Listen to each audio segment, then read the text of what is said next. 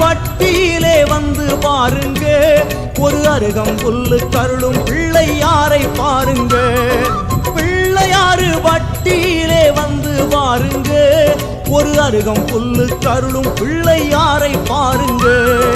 நகரத்தாரும் உலகத்தாரும் கூடும் இடமுங்க, இங்கு வேழமுகத்தின் அதிசயமான கோலம் பாருங்க. நகரத்தாரும் உலகத்தாரும்